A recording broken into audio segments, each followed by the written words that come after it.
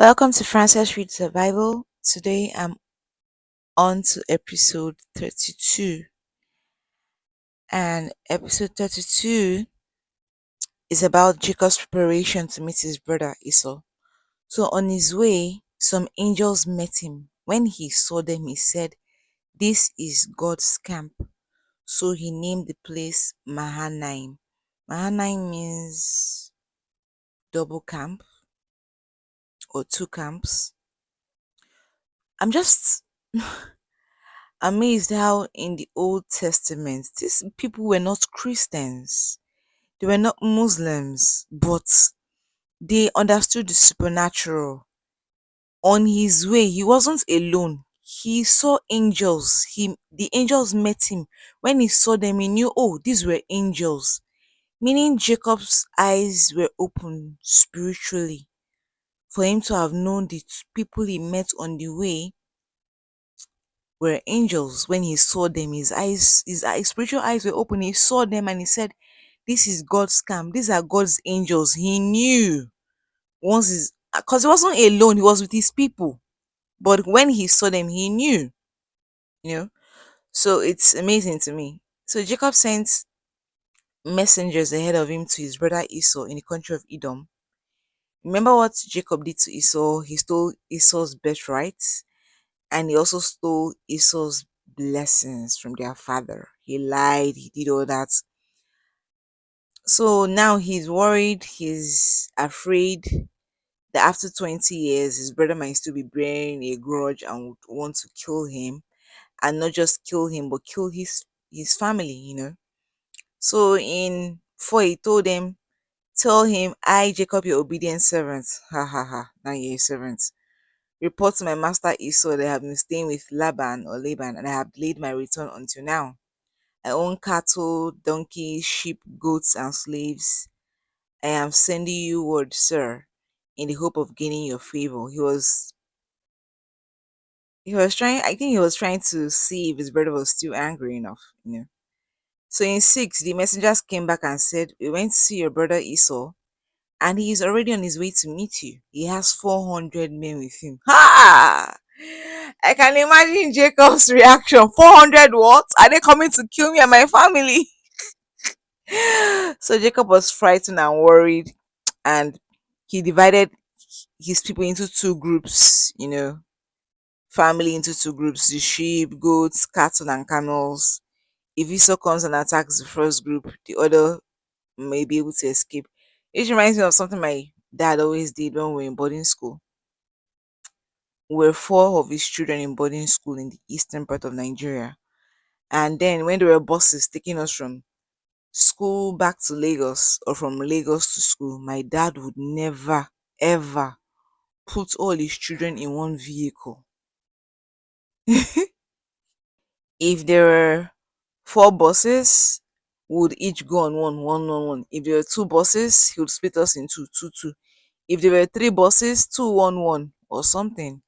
I was never in the same bus going or coming with any of my siblings as most times. At times, just one person. He would always split us up. We were two boys and two girls. My younger brother wasn't in school then. He would always split us up. Always. I understood the logic is if anything happened, at least this other group will be okay. So that's what Jacob did here. So if Esau attacks this group, then I have children, wife, and property still in the other group. That's what Jacob did.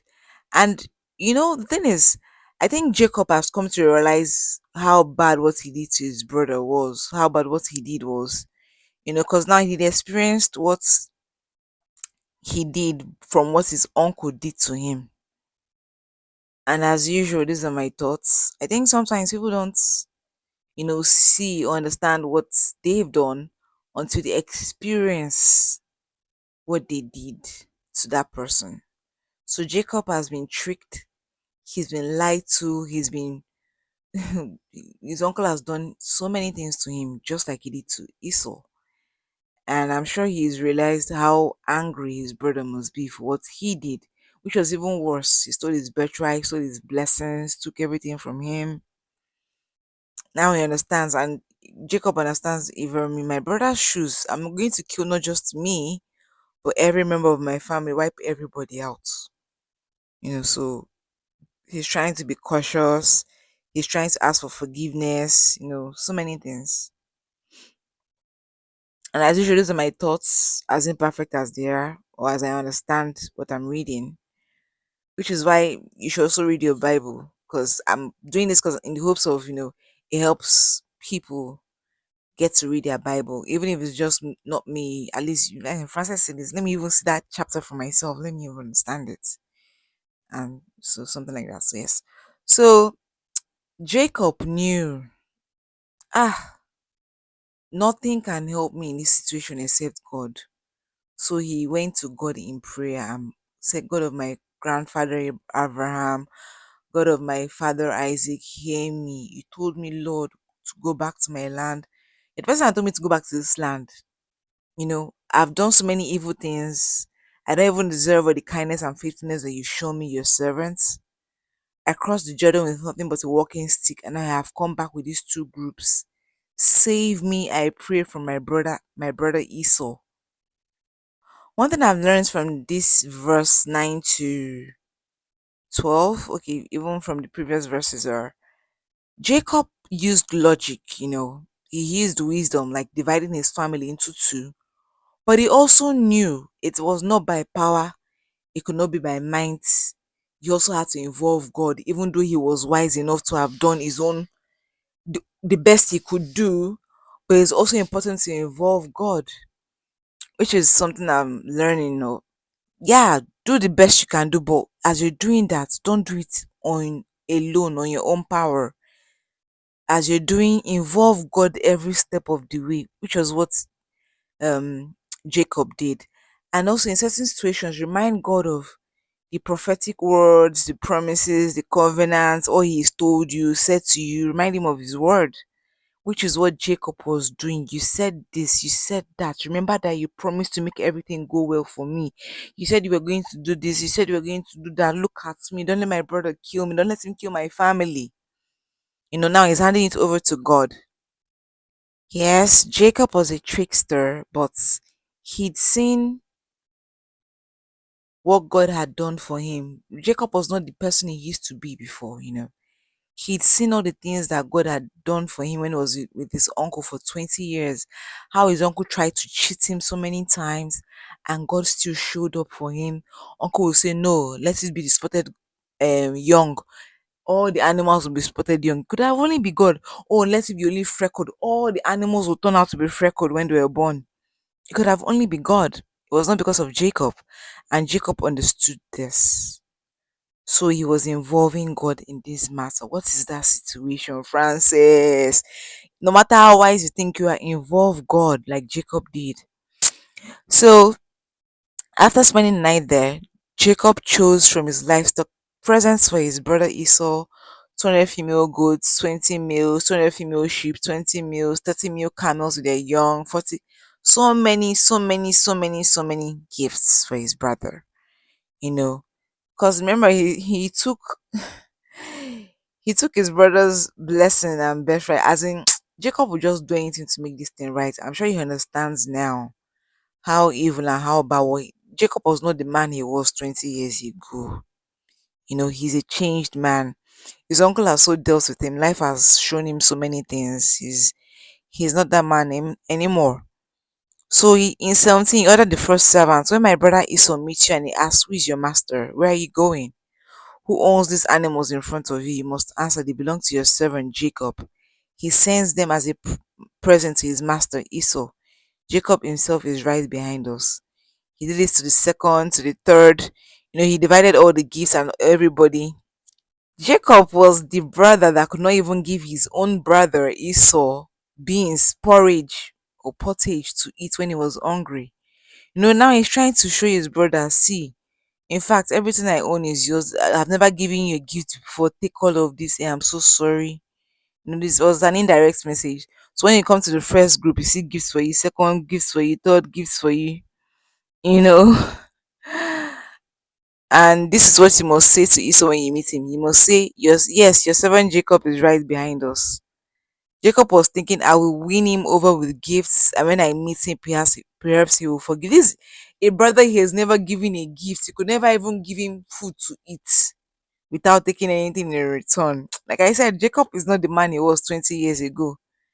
You know, fine, he could have said, okay, let me just use my brains to work this out, but he's not that man, or try to trick his brother again. He wasn't that man anymore, he was changed.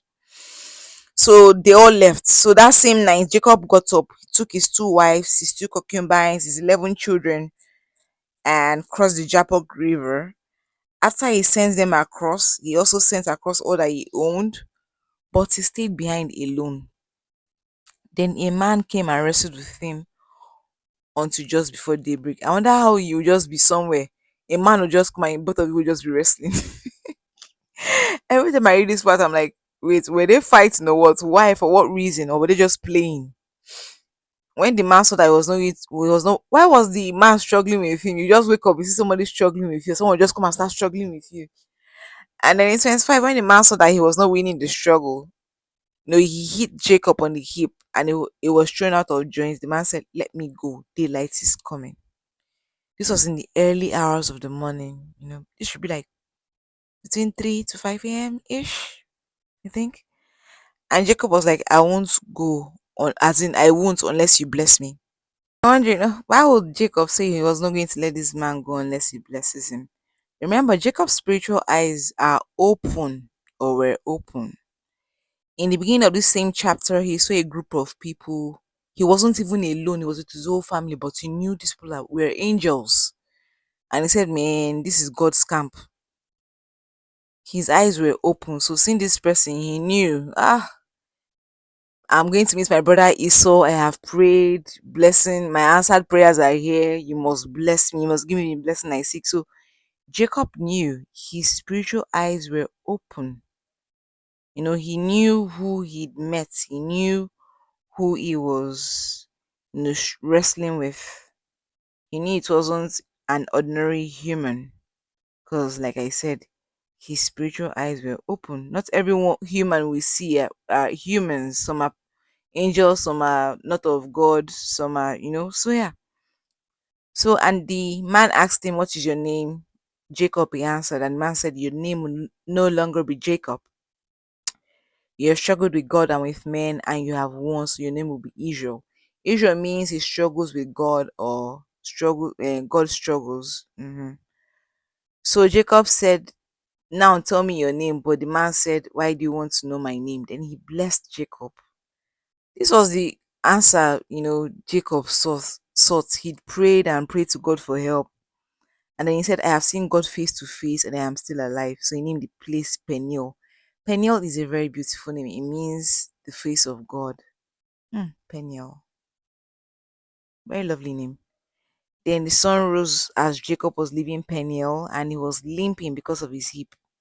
The disjoint hip didn't get back into place.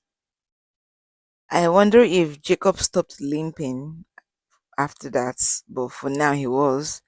Then in 32, it says, even today, the descendants of Israel do not eat the muscle, which is on the hip joint, because it was on this muscle that Jacob was hit.